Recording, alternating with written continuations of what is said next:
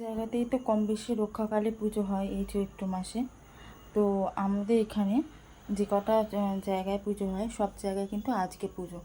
তো সেই জন্য রেডি হয়ে নিয়েছি আমি।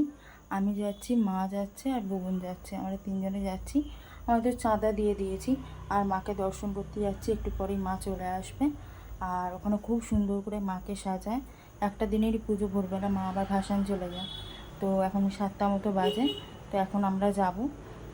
কখন ফিরবো এখন জানি না, হয়তো 10:30 11টার দিকে ফিরবো।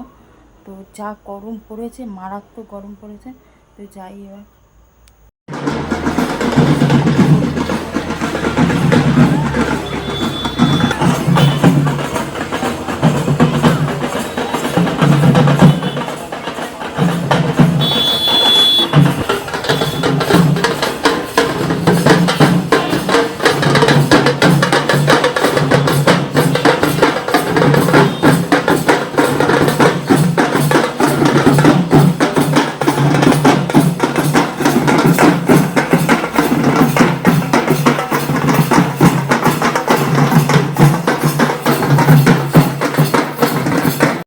এই পুজোটা হলো আমাদের এখানে রক্ষাকালী পুজো।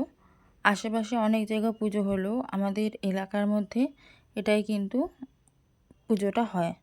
তো এটা অনেক বছরের পুরনো রক্ষাকালী পুজো, আমি সেই ছোটোবেলা থেকে দেখে আসছি।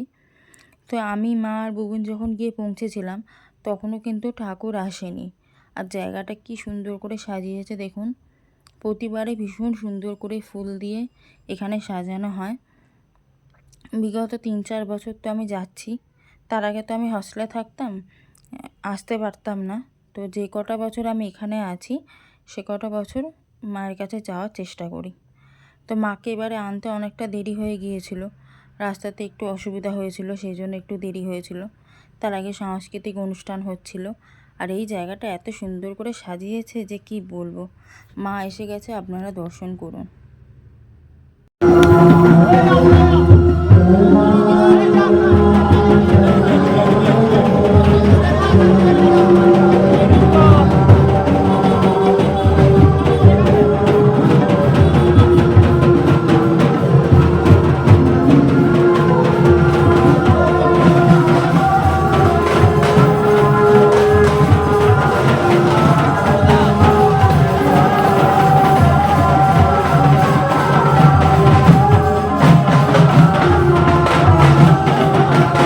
এখানে তো মা চলে এসেছে আর লোকের ভিড়ও বেড়ে গেছে। তো এখানে ভিডিও করাটা না খুব মুশকিল হয়ে যায়, কেননা মা আসার পর মাকে সাজায়, প্রচুর ফুলের মালা পরে, সেগুলো দিয়ে মাকে সাজায়, মায়ের কিছু গয়নাও পরায়। তো সেগুলোই বসে বসে দেখছিলাম আর দূর থেকে যতটা পেরেছি ভিডিও করার চেষ্টা করেছি।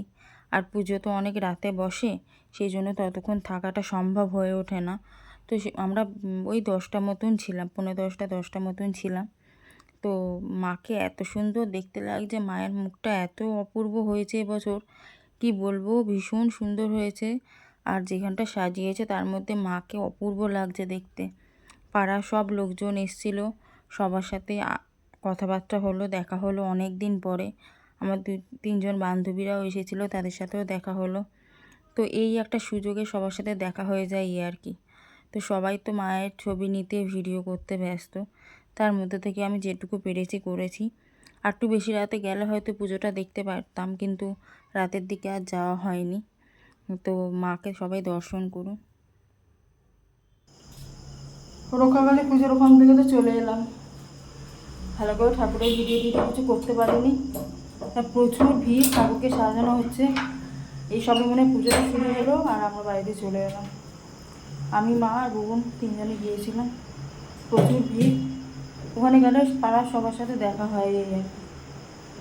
আজকে ভিডিওটা এখানেই শেষ করছি, দেখা হবে পরে কোনো ভিডিওতে।